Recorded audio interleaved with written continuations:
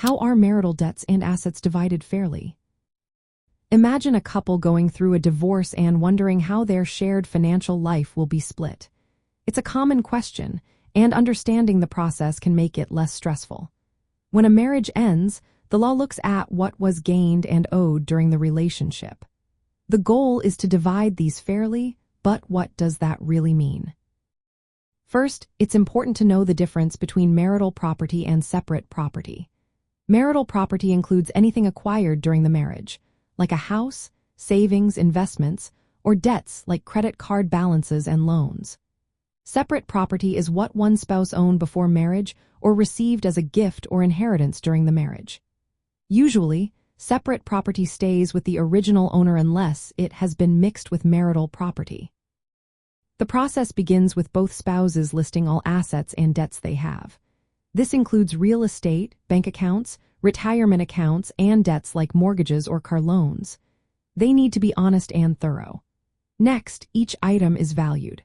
For example, if the couple owns a home worth $100,000, that value is noted. If there's a mortgage of $150,000, that is also recorded.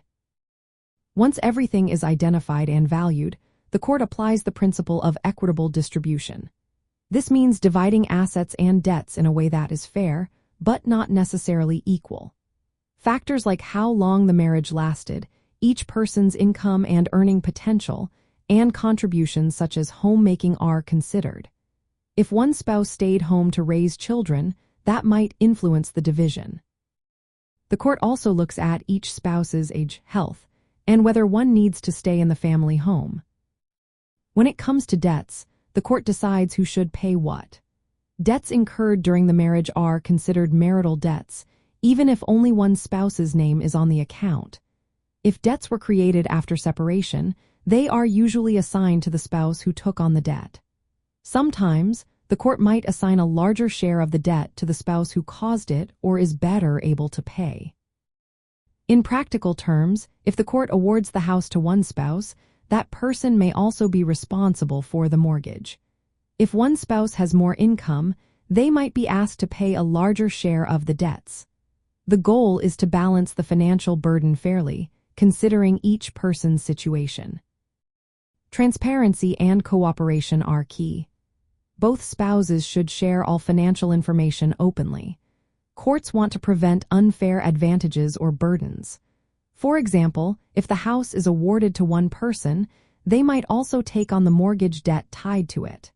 This way, the division reflects the true value and responsibility of each party. In the end, fair division of marital assets and debts is about understanding what belongs to the marriage, valuing it correctly, and distributing it based on fairness. This process helps both spouses start their new chapter with a clear and just financial footing.